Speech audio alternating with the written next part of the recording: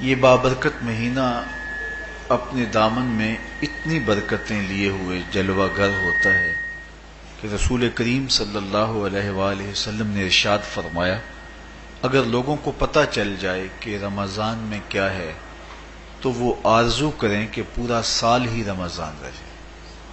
اتنی برکتیں اور اتنی رحمتیں اللہ نے اس مبارک مہینے کے دامن میں ڈال دی ہیں۔ میں نے جو آپ کے سامنے آیت کریمہ تلاوت کی ہے اس میں بھی اس مفہوم کو بیان فرمایا گیا کہ اے ایمان والو، تمہارے اوپر روزے فرض کیے گئے ہیں جس طرح تم سے پہلوں پہ فرض کیے گئے تھے۔ یا ایھا الذین آمنوا کتب علیکم الصیام کما کتب علی الذین من قبلکم۔ کیوں فرض کیے گئے؟ وجہ کیا ہے؟ لعلکم تتقون، تاکہ تم متقی بن جاؤ، تم پرہیزگار بن جاؤ۔ تو روزے کی فرضیت کا نتیجہ تقوی کا حاصل ہونا ہے، اتقاء کی دولت کا نصیب ہونا ہے۔ تو اس آیت کریمہ میں تین چیزیں بیان کی گئی۔ سب سے پہلی، اے ایمان والو، تمہارے اوپر روزے فرض کیے گئے۔ پھر دوسری بات، جس طرح تمہارے سے پہلوں پہ فرض کیے گئے۔ اور تیسری بات، تاکہ تمہیں تقوی کا نور نصیب ہو، تمہیں اتقاء کی دولت نصیب ہو۔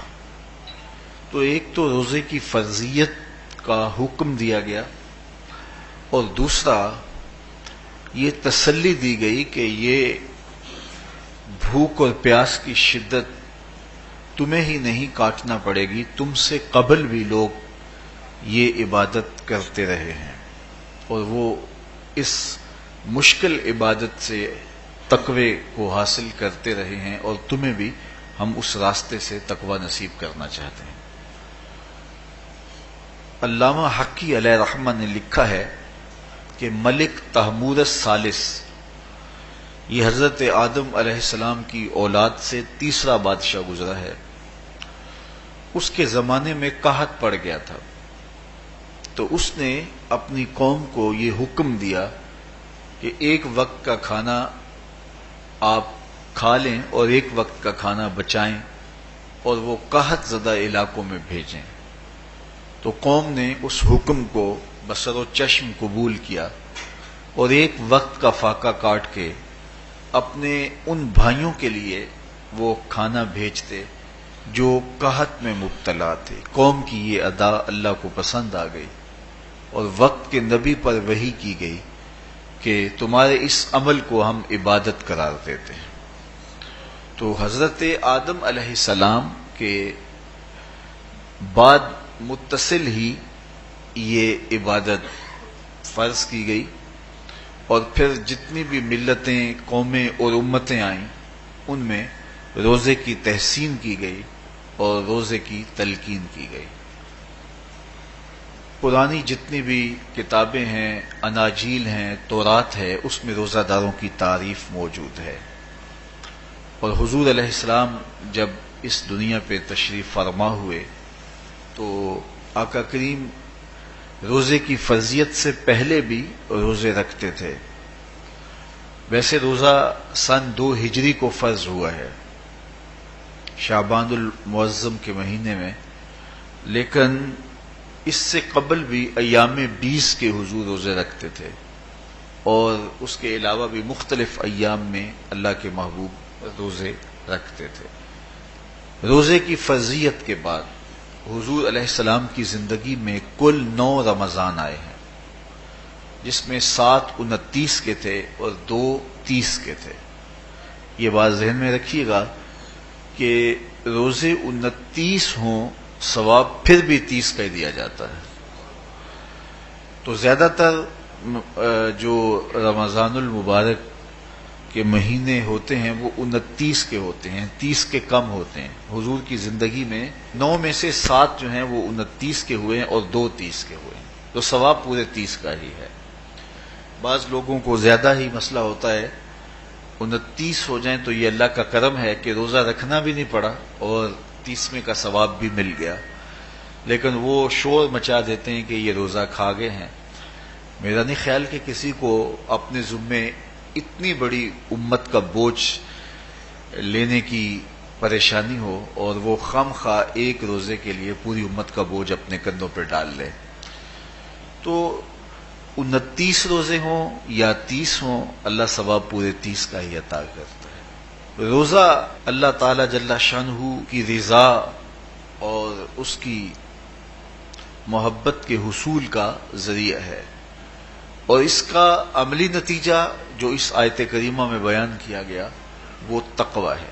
لعلکم تتقون، روزہ اس لیے فرض کیا گیا کہ تمہیں تقوی نصیب ہو جائے، اتقاء کی دولت نصیب۔ اب سوال یہ ہے، کیا تقوی بھوک اور پیاس سے حاصل ہوتا ہے؟ پیاس کاٹنے سے، بھوک کاٹنے سے کیا تقوی نصیب ہو جاتا ہے؟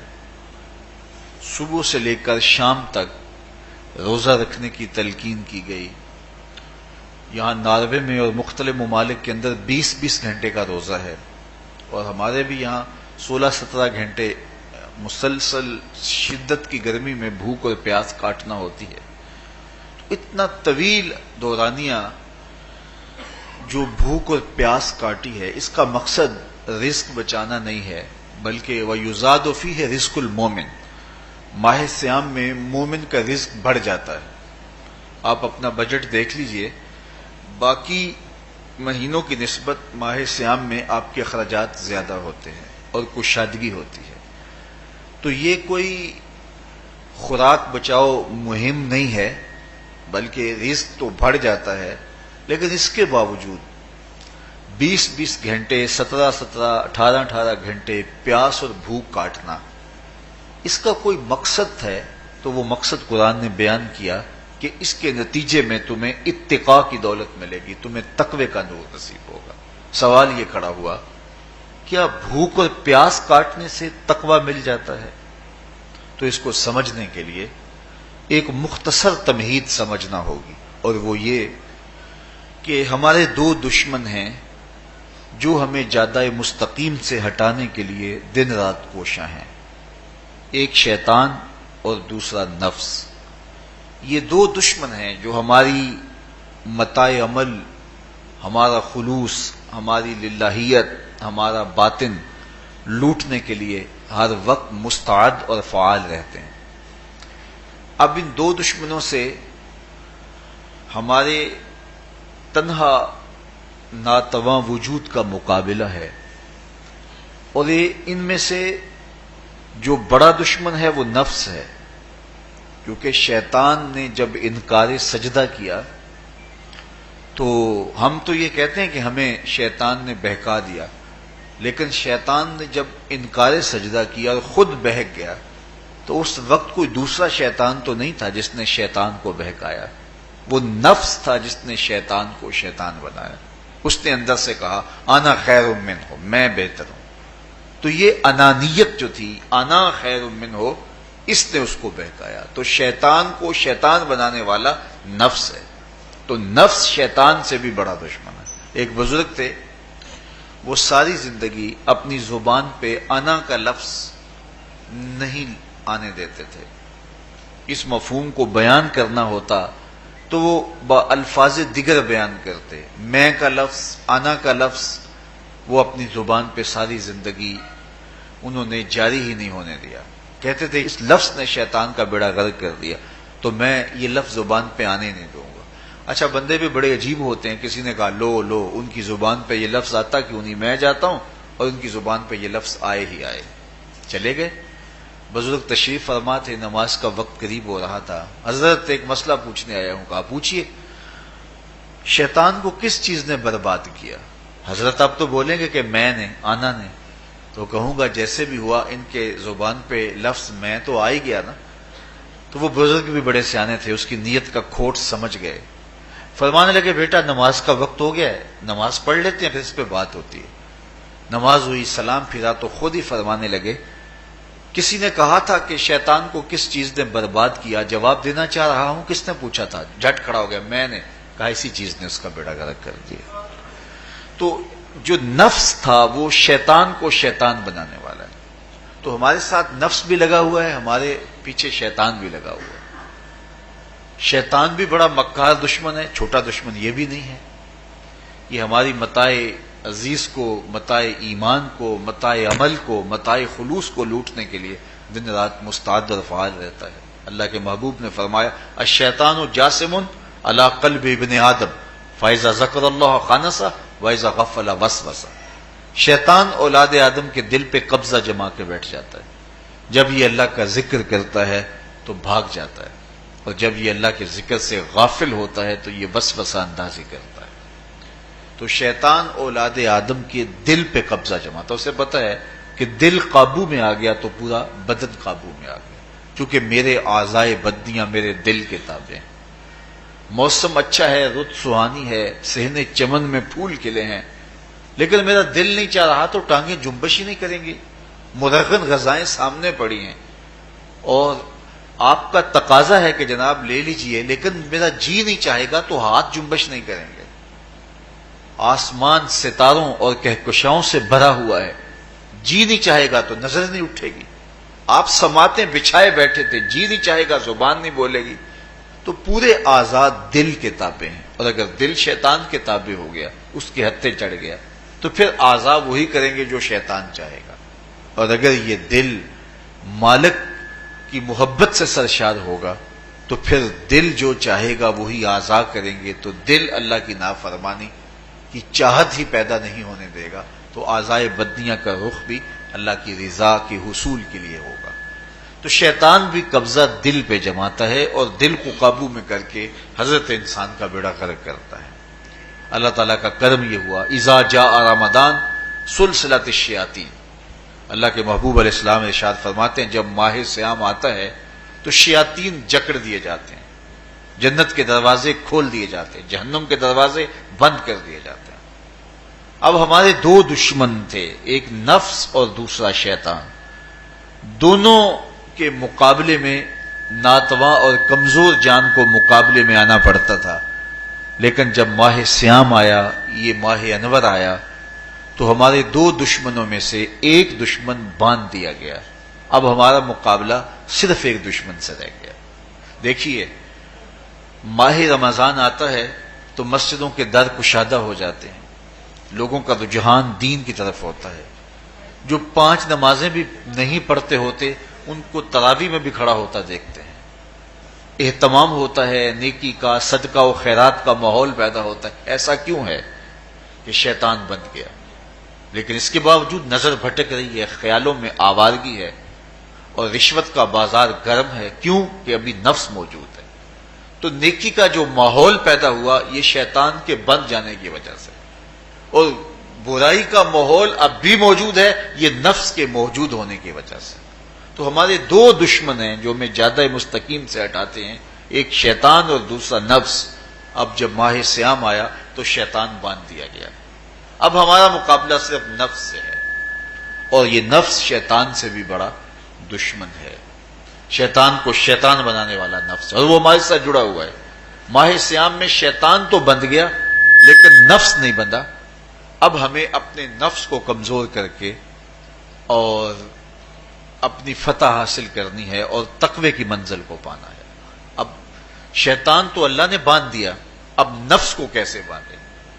تو آئیے نفس کی بندش کیسے ہوگی یہ کسی ایکسپرٹ سے پوچھیں گے کہ یہ کیسے اس کو باندھیں گے، اس کو کیسے قابو میں کریں گے۔ تو کسی ایسے شخص سے پوچھیں جو اس شعبے کا ماہر ہو۔ تو علامہ اقبال کے مرشد ملا جلال الدین رومی علیہ رحمہ کہتے ہیں آؤ تمہیں میں ایک معالج کا پتہ دیتا ہوں جو تمہیں اس بیماری کا علاج بتائے گا اور اس کی بندش کے طریقے بتائے گا۔ شیخ رومی علیہ رحمہ فرماتے ہیں ہفت شہر عشق را اتار گشت ما ہنوز اندر خم یک کوچام۔ عشق کے 7 شہر شیخ فرید الدین اتار گھوم چکے ہیں، اور میرے جیسا شخص عشق کے پہلے شہر کی پہلی گلی کے کونے پہ کھڑا ہے۔ اب اندازہ کیے کہ جن کا پتہ حضرت ملا جلال الدین رومی دے رہے ہیں وہ کس بلند مرتبے پہ فائز المرام ہے۔ فرمایا کہ وہ عشق کے 7 شہر گھوم چکے ہیں اور میں پہلے شہر کی پہلی گلی کی نکڑ پہ کھڑا ہوں. اب شیخ فرید الدین علیہ رحمہ سے پوچھئے کہ شیطان تو بند گیا، اب نفس کا وبال ہمارے اوپر پڑ رہا ہے اور ہم اس کے باوجود ماہ صیام کے اندر گناہوں میں منہمک ہیں، تو ہمیں بتایا جائے کہ اس نفس کا علاج کیسے کیا جائے. ہمیں آپ کا پتہ بتایا گیا ہے. تو شیخ فرید الدین عطار بولے، نفس نتواں کشت الا باسے چیز، بات گوئم یاد گیرش اے عزیر. نفس نہیں مرتا، لیکن اگر 3 اسلحے تیرے پاس ہوں تو یہ ٹھہر بھی نہیں سکتا. وہ 3 اسلحے کون سے ہیں؟ خنجر خاموشی و شمشیر جو، نیزائے تنہائی و ترک ہجو. خاموشی کا خنجر، بھوک کی تلوار اور تنہائی کا نیزہ. یہ 3 اسلحے ایسے ہیں، اگر تو یہ لے کر کے نفس پہ ٹوٹ پڑے تو پھر نفس کا مقابلہ تیرے لیے آسان ہوگا. خنجر خاموشی، خاموشی کا خنجر. اللہ کے محبوب علیہ السلام نے فرمایا من صامت نجا، جو خاموش ہو گیا وہ نجات پا گیا.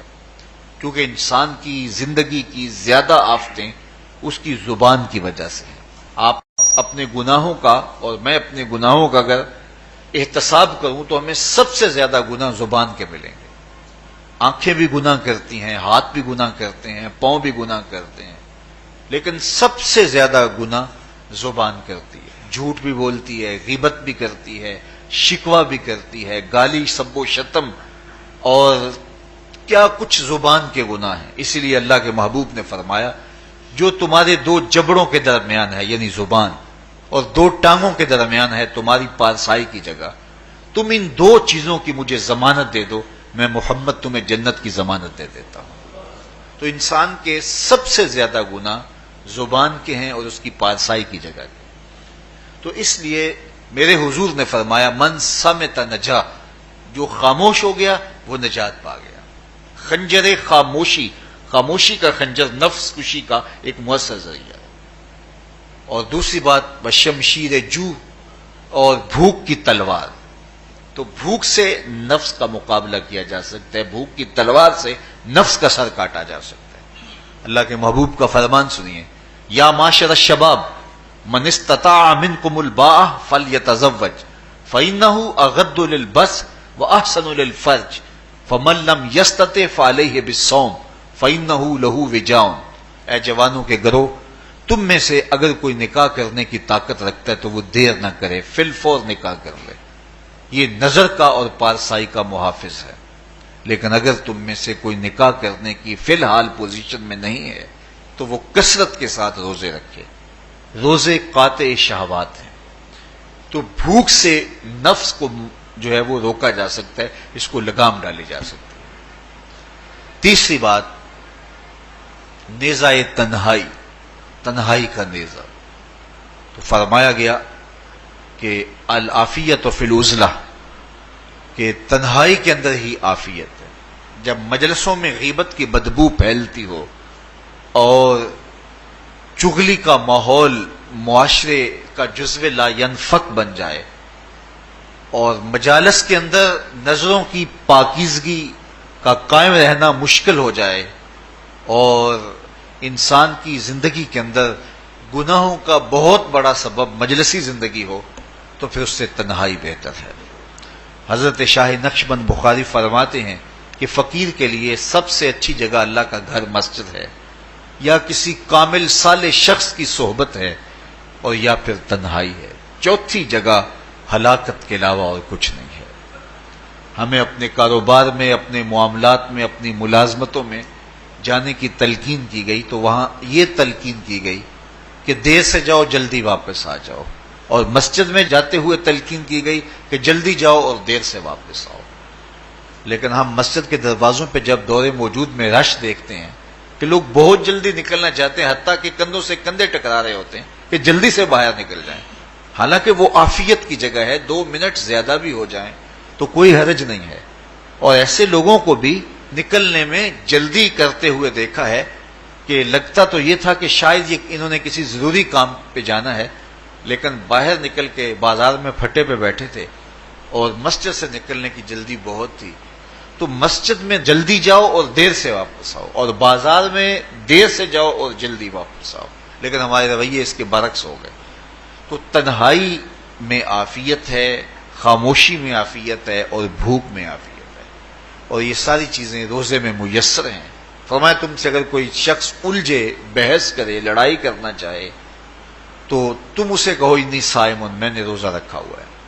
اسی طرح جو ہے وہ روزے سے آپ کو یکسوئی ملے گی، قرآن مجید کی تلاوت کا ماحول ہوگا، اور تم بھوک کاٹو گے. اور یہ تینوں چیزیں تمہارے نفس کو کمزور کرنے والی ہیں. شیطان بند گیا، نفس کمزور ہو گیا، اور جب نفس کمزور ہو گیا، کمزور ہوتا ہے، یہ نفس مرتا نہیں ہے. یہ تو کوئی ہے باج فقیراں کسے نہیں ماریا، باہو ظالم چور اندر دا. یہ اندر والا چور جو ہے وہ اتنی آسانی سے قابو آتا ہی نہیں ہے. یہ پھر سر اٹھا لیتا ہے. اس کو جتنا کچلو، یہ کچھ عرصے کے بعد تھوڑی سی خوراک ملتی ہے تو پھر سر اٹھا لیتا ہے. حضرت باجید بستامی کہتے ہیں میں نے اپنے نفس کو ایک دن کہا کہ میں تجھے خوراک بھی نہیں دیتا اور تو پھر بھی موٹا تازہ ہے. تو میرے نفس نے مجھے کہا کہ اے بایزید، جب تم بازار سے گزرتے ہو تو لوگ انگلیاں اٹھا اٹھا کہتے ہیں یہ بایزید جا رہا ہے، یہ بایزید جا رہا ہے، تو مجھے میری غذا اور خوراک اس سے مل جاتی ہے. تو یہ خوراک ہوتی ہے نفس کی. تو نفس بہت ظالم ہے اور ساری زندگی اس سے لڑتے ہوئے گزرتی ہے. وہ کسی نے کہا تھا نا، تمام عمر طوفان سے کھیلتے گزری، نیا کے ڈوبنے کا ڈر بھی رہا. تو یہ ساری زندگی اس طرح ٹکراتے ہوئے سے گزرتی. لیکن جب کمزور ہو جائے تو پھر یہ شیطان کو جو ہے وہ موقع نہیں دیتا ہے. لیکن اگر نفس ماہ سیام میں ہمارا کمزور نہ ہوا، صرف ہم نے بھوک ہی کاٹی اور باقی اپنے معمولات وہی رکھے، تو میرے حضور نے فرمایا جس نے جھوٹ اور برے کام نہیں چھوڑے اور جھوٹے کام ترک نہیں کیے، اس کے بھوکا اور پیاسا رہنے کی اللہ کو کوئی ضرورت نہیں ہے. روزہ تو ایک مشق تھی، یہ تو باطن کی تطہیر کا ایک ذریعہ تھا، یہ تو من کی تہذیب کا ایک ذریعہ تھا، یہ تو نفس کی شر سے اپنے آپ کو بچانے اور شیطان کے مکر و فریب سے بچانے کا ایک ذریعہ تھا. دیکھیے شیطان بند جاتا ہے ماہ سیام میں، حدیث واضح ہے، لیکن نفس موجود رہتا ہے. اگر نفس کمزور ہو گیا تو شیطان چھٹ کے بھی کچھ نہیں کرے گا، کیونکہ شیطان باہر کا دشمن ہے، نفس اندر کا دشمن ہے. جب تک اندر والا دشمن ساتھ نہیں دیتا، باہر والا دشمن کچھ نہیں کر سکتا. ہمارے دیہاتوں میں چوری ہو جائے تو بوڑھے بزرگ سر جوڑ کے بیٹھ جاتے ہیں کہ چور کہاں سے آیا، کیسے آیا. تو ایک نقطے پہ سارے متفق ہوتے ہیں کہ اندر کا کوئی بھیتی ضرور موجود ہے. اگر اندر کا کوئی بھیتی موجود نہیں ہے تو چور باہر سے آ کے حملہ آور ہو ہی نہیں سکتا ہے. تو شیطان باہر کا چور ہے، نفس اندر کا بھیتی ہے، اور اگر یہ اندر والا باہر والے کا ساتھ نہ دے تو شیطان انسان پر حملہ آور ہو ہی نہیں سکتا.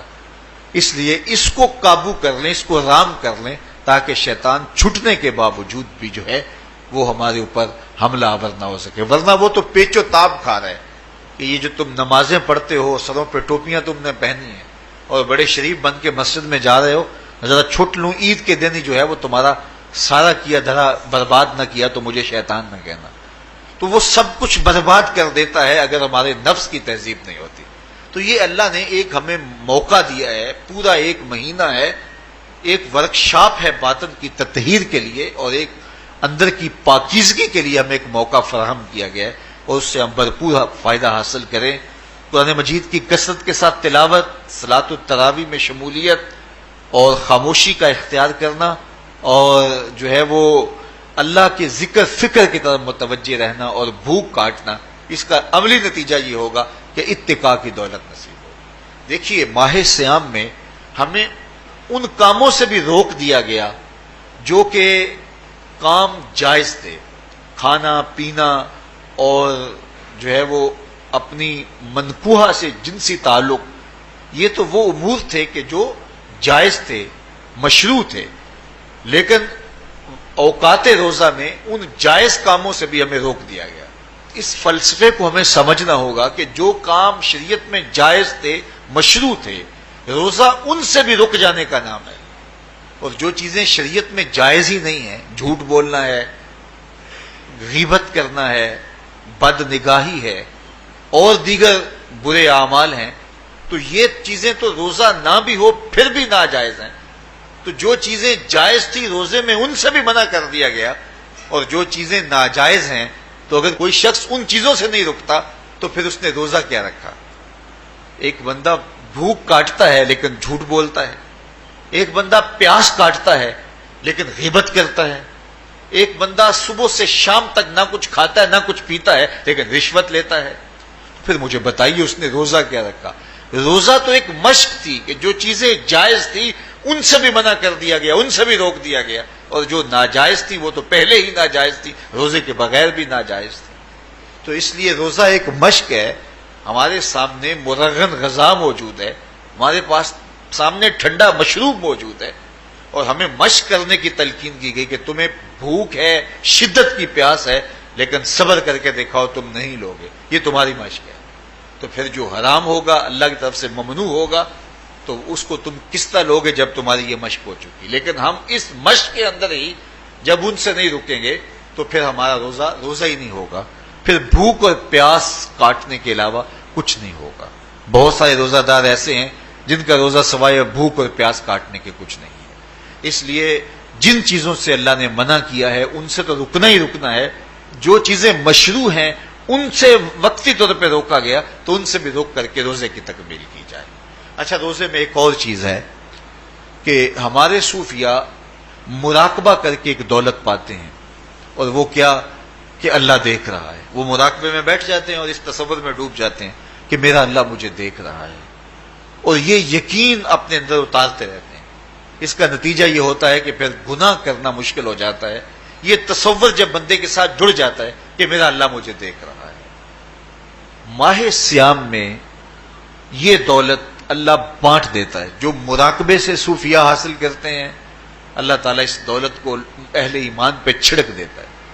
کڑکتی دھوپ، برستی گرمی، زبان کانٹا، ہونٹ خشک، ٹھنڈا پانی دستیاب، دروازہ مکفل، کوئی دیکھنے والا بھی نہیں ہے، لیکن بندہ ایک گھونٹ بھی نہیں پیتا، وضو کرتے بھی احتیاط کرتا ہے کوئی قطرہ حلق سے نیچے نہ اتر جائے، کیوں کہ میرا اللہ مجھے دیکھ رہا ہے۔ جو چیزیں صوفیاء کو مراقبے سے نصیب ہوتی ہیں، ماہ سیام میں اللہ اس دولت کو بانٹ دیتا ہے، چھڑک دیتا ہے، بارش کی طرح وہ دولت برستی ہے، اور یہ تصور ہمارے ساتھ جڑ جاتا ہے کہ میرا اللہ مجھے دیکھ رہا ہے۔ ہم پانی نہیں پیتے، اللہ دیکھ رہا ہے، مرغن غذائیں موجود ہیں کہ اللہ دیکھ رہا ہے۔ تو میں یہ پوچھتا ہوں کہ ہم کھانا نہیں کھاتے کہ اللہ دیکھ رہا ہے، ہم پانی نہیں پیتے کہ اللہ دیکھ رہا ہے، لیکن جب رشوت لے رہے ہوتے ہیں اللہ اس وقت نہیں دیکھتا؟ جب نظر بھٹک رہی ہوتی ہے اللہ اس وقت نہیں دیکھتا؟ جب خیال بہک رہا ہوتا ہے اللہ اس وقت نہیں دیکھتا؟ جب سوچوں میں آوارگی آتی ہے اللہ اس وقت نہیں دیکھتا؟ تو یہ صرف وہ کھانے اور پینے کو ہی دیکھ رہا ہے، باقی امور زندگی کو نہیں دیکھ رہا، اور وہ کیا صرف رمضان میں دیکھتا ہے، غیر رمضان میں نہیں دیکھتا؟ تو یہ جو نور اترا تھا ماہ سیام میں، اس کو اپنے اندر اگر جذب کر لیا جائے تو زندگی سنور جاتی ہے۔ جو مراقبوں سے حاصل ہوتا تھا ماہ سیام میں، وہ میਂہ کی طرح برسا، اور ہم اس کے اپنے اندر سمو لیں، جذب کر لیں، تو نتیجہ یہ ہوگا کہ ہماری زندگی نور نلا نور ہو جائے گی۔ اور یہ تصور جب انسان کی زندگی میں جم جائے تو یہ گناہوں سے روکنے کا مؤثر ذریعہ ہے کہ میرا اللہ مجھے دیکھ رہا ہے۔ مجھے بتائیے اس سے بڑا ہیجان انگیز بھی کوئی منظر ہو سکتا ہے کہ حسن کی پتلی ہے، اور جو ہے وہ اس کی ایک ایک ادا اور اشوے سے قیامتیں پھوٹتی ہیں، اور وہ خود جناب یوسف کے سامنے اپنے حسن کو پیش کر رہی ہے، ساتوں دروازے بھی مکفل ہیں، بت کے اوپر بھی کپڑا ڈال لیا، اور زلیخا حضرت یوسف کو خود کہہ رہی ہے تالک یوسف اب تو آ جاؤ نا، ذرا آنکھ اٹھا کے میرے جلوے دیکھو۔ لیکن جناب یوسف کیا بولتے ہیں؟ قال معاذ اللہ، میں اللہ کی پناہ میں آتا ہوں۔ کہا تو 7 دروازے بند کر کے لوگوں کی نظروں سے چھپ گئی، اور موٹا کھیس ڈال کے اپنے زوم میں اپنے اس جھوٹے خدا سے بھی شرم کرتی ہے اور اس سے چھپ گئی، میں اس خدا سے حیا کیوں نہ کروں جو 7ویں کوٹھڑی میں بھی دیکھ رہا ہے۔ پھر اتنی روشنیاں برسی، اتنا یقین برسا کہ گناہ کیا، گناہ کا تصور بھی محال ہو گیا۔ تو مجھے بتائیے کتنا ہیجان انگیز منظر تھا جب حسن قدموں میں بچھنے کے لیے خود بےتاب تھا، اور حضرت یوسف جوان رانا ہیں، جوانی اور شباب پورے بانکپن پہ ہے، اور ادھر حسن مچل مچل کے قدموں میں بچھ رہا ہے، لیکن یہ جذبہ کہ میرا اللہ مجھے دیکھ رہا ہے ایسی رکاوٹ بنتا ہے۔ قال معاذ اللہ، کہا میں اللہ کی پناہ میں آتا ہوں۔ تو یہ یقین جب بندے کے ساتھ جڑ جاتا ہے کہ میرا اللہ مجھے دیکھ رہا ہے، تو پھر انسان کے لیے گناہ سے بچنا کوئی مشکل نہیں ہوتا۔ گھر میں فاقے ہوں، مشکل میں بندہ پھنسا ہو، اور اس کو رشوت مل رہی ہو تو پھر اپنا ہاتھ روکنا بڑا مشکل ہوتا ہے، بلکتے بچوں کا خیال آتا ہے۔ لیکن جب یہ خیال ہو کہ میرا رب میرا رازق ہے اور میرے اس عمل کو دیکھ رہا ہے تو پھر بندہ اس کو پرے کا کی حیثیت بھی نہیں دیتا، اور جب وہ پاؤں کی ٹھوکر پہ بھی نہ رکھے تو پھر اللہ فرماتا ہے وَيَرْزُقُهُ مِنْ حَيْثُ لَا يَحْتَسِبُ، تو یہ کر کے دیکھ میں تجھے وہاں سے رزق دوں گا جہاں سے تجھے گمان بھی نہیں ہوگا۔ تو اپنے یقین کو کھڑا کر کے دیکھ، میرے اوپر اعتماد کر کے دیکھ۔ میرے حضور نے فرمایا اللہ پر توکل کرنے کا جو حق ہے اگر تم ادا کرو وہ تمہیں ایسے رزق دے جیسے پرندوں کو عطا کرتا ہے۔ صبح گھر سے نکلتے ہیں خالی پیٹ ہوتے ہیں، ہمیں تو پتہ ہے دفتر میں جانا ہے، ہمیں تو پتہ ہے دکان پہ جانا ہے، ہمیں تو پتہ ہے فیکٹری میں جانا ہے، ہمیں تو پتہ ہے کہ ہم نے فلاں جگہ جا کے دہاڑی لگانی، لیکن ان کا کوئی کاروبار نہیں ہوتا، کوئی فیکٹری نہیں ہوتی۔ جدھر جی آیا صبح جو ہے وہ اڑان بھر دی، بند توکل پنچھی اڑ دے، خرچ نہ پلے زیرا ہو، نہ کوئی راز ہے نہ کوئی کاروبار ہے۔ لیکن کبھی ایسا نہیں ہوا کہ شام کو خالی پیٹ آئے ہوں۔ تو کہا اگر تم اللہ پہ توکل کر لو وہ بھی تمہیں ایسے رزق دے جیسے پرندوں کو رزق عطا کرتا ہے۔ پرندوں میں سے ایک پرندہ ہے ہنس، یہ سچے موتی کھاتا ہے، اور آپ پنساری کے پاس موتی لینے جائیں تو ہزاروں روپے تولے کے ماشے کے حساب سے آپ لیں تو پھر بھی آپ سوچتے ہیں کہ پتہ نہیں یہ خالص دیے یا نہیں دیے۔ وہ اتنے نایاب اور کامیاب ہیں کہ آپ ماشوں اور تولوں میں خریدتے ہیں اور پھر بھی آپ کو شک رہتا ہے کہ یہ خالص ہیں یا کہ نہیں۔ اور ہنس کھاتا ہی وہ ہے، اور دنیا پر ایک نہیں لاکھوں کروڑوں ہنس ہیں، اور روزانہ صبح و شام کھاتے ہیں اور پیٹ بھر کے کھاتے ہیں، اور اللہ انہیں روز عطا بھی کرتا ہے۔ تو یہ مالک وہ ہے، رازق ہے۔ جب اس پہ توکل اور اس پہ یقین پیدا ہو جاتا ہے تو پھر مشکل نہیں رہتا، پھر آسانی پیدا ہو جاتا ہے۔ تو روزوں میں اللہ تعالیٰ یہ یقین دیتا ہے کہ وہ مجھے دیکھ رہا ہے، بندہ یہ تیقن پیدا کر لیتا ہے کہ میرا اللہ مجھے دیکھ رہا ہے۔ بعض کا چھوٹے بچے روزہ رکھ لیتے ہیں تو مائیں بے چین ہو جاتی ہیں، جب دوپہر کے وقت پھول جیسے بچے کملا جاتے ہیں تو مائیں انہیں بند کمرے میں کوئی کھانا یا کوئی ٹافی یا کوئی اور چیز یا چاکلیٹ دیتی ہیں کہ بیٹے یہ کھا لو، تو وہ بچے نہیں کھا رہے ہوتے تو مائیں کہتے ہیں پتر کھا لو کوئی نہیں دیکھ رہا، تو وہ بچے بھی کہتے ہیں اللہ دیکھ رہا ہے۔ تو وہ جو صوفیاء کو مراقبوں سے ملتا ہے وہ ایک بچے کو بھی نصیب ہو رہا ہے کہ میرا اللہ مجھے دیکھ۔ یہاں ایک اور بھی تسلی ہے، ہم ہزار گناہ گار سہی، ہم ہزار سیاہ کار سہی، لیکن ہمارا رب پہ کتنا یقین ہے رمضان میں پتہ چلتا ہے کہ اس ذات پہ ہمارا کتنا تیقن ہے، کتنا یقین ہے، جس کو دیکھا نہیں چھوا نہیں بات نہیں ہوئی، جو تصور خیال کی حدود سے بڑا ہے، اتنا یقین ہے کہ ہم پانی نہیں لیتے کھانا نہیں لیتے کہ میرا اللہ مجھے دیکھ رہا ہے۔ کاش کہ اس کو ہم اپنی پوری زندگی میں پھیلا لیں، اور اس کو زندگی میں جب ہم طاری کر لیں گے تو پھر گناہ کرنا محال اور ناممکن ہو جائے گا، اور زندگی نور علی نور ہو جائے گی، اور یہی تقوی کا حصول ہے۔ تو فرمایا اے ایمان والو تمہارے اوپر روزے فرض کر دیے گئے جس طرح تم سے پہلوں پہ فرض کیے گئے تھے، لعلکم تتقون، تاکہ تم متقی بن جاؤ، تاکہ تم پرہیزگار بن جاؤ۔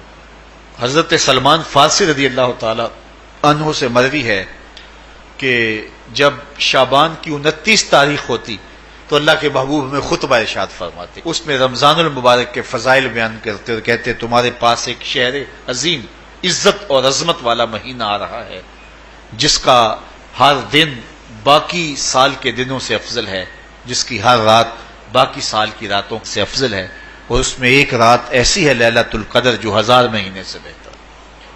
تو یہ اللہ تعالیٰ کی رحمتوں کا روپ ہے، رحمتوں کے دروازے کھول دیے جاتے ہیں، اور روزہ دار کا روزہ بالخصوص عصر کے وقت شام کے وقت پچھلے پہر روزہ دار کے خالی معدے سے جو ایک بو اٹھتی ہے، مہک اٹھتی ہے، اللہ کو کستوری سے بھی زیادہ محبوب ہوتی ہے۔ اللہ اکبر۔ اور فرمایا للصائم فرحتان، فرحت عند فطرہ و فرحت عند لقاء ربہ، روزہ دار کے لیے 2 خوشیاں ہیں۔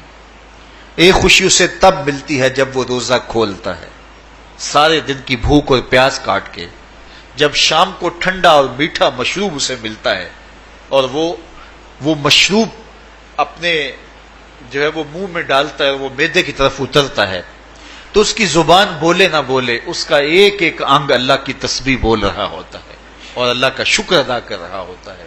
اس وقت اسے ایک عجیب فرحت ہوتی ہے کہ اتنا طویل لمبا روزہ تھا، شکر ہے کہ میرا روزہ تکمیل کو پہنچا۔ ایک روحانی مسرت پھر روزہ کھلنے کے وقت اس کو بدنی مسرت، تو ایک فرمایا اس کو فرحت تب ملتی ہے جب وہ روزہ کھولتا ہے، وَفَرْحَةٌ عِنْدَ لِقَاءِ رَبِّهِ، اور دوسری فرحت اسے تب ملے گی جب روزے کے صلے میں اللہ اپنے رخ سے پردہ ہٹا دے گا اور اللہ اپنا دیدار عطا فرمائے گا۔ تو یہ روزے دار کے لیے خوشیاں ہیں۔ تو خوش نصیب ہیں وہ لوگ جو ماہ سیام کے روزے پورے خشوع و خضوع کے ساتھ رکھتے ہیں اور اس کی برکتوں سے مالا مال ہوتے ہیں۔ ورنہ بعض لوگ میں نے ایسے بھی دیکھے ہیں، وہ چھوٹی چھوٹی بیماریوں کا بہانہ بنا کے روزہ ترک کر دیتے ہیں اور انہیں حوصلہ ہی نہیں پڑتا روزہ رکھنے کا، چونکہ الصوم نصف الصبر، روزہ آدھا صبر ہے۔ میں سمجھتا ہوں، میں شوگر کا مریض ہوں اور 4 سے 5 گھنٹے اگر مجھے کچھ کھانے کو نہ ملے تو میری طبیعت میں ایسا اضطراب اور بے چینی پیدا ہو جاتی ہے کہ میں گھر والوں سے الجھنے کی کیفیت میں بھی آ جاتا ہوں۔ لیکن ماہ سیام میں 20 گھنٹے بھی کاٹ لیتا ہوں، لیکن میری طبیعت پہ کوئی بوجھ اس لیے نہیں ہوتا کہ میں اللہ کی رضا کو اپنے ذہن کے ایک ایک گوشے میں رکھے ہوئے ہوتا ہوں۔ تو یہ آدھا صبر ہے، یہ صبر سکھاتا ہے۔ اور پھر روزے سے جب ہم بھوک کاٹتے ہیں تو غربا، مساکین، وہ لوگ جو بیچارے بھوک اور پیاس کاٹ کے زندگی گزارتے ہیں، ان کا بھی ہمیں خیال آتا ہے کہ ہمیں تو اپنے اختیار سے چند لمحوں کے لیے بھوک کاٹنی پڑی، تو اس کی کلفت اور اس کی اذیت اتنی ہے۔ تو جو شخص مجبوری کی وجہ سے کاٹتے ہیں اور ان کے بلکتے بچے ان کے سامنے ہوتے ہیں تو پھر ان کا عالم کیا ہوگا۔ تو اس سے پھر صدقہ اور خیرات کا ماحول پیدا ہوتا ہے اور ہم غربا کو اپنے ساتھ خوشیوں میں شریک کرتے ہیں۔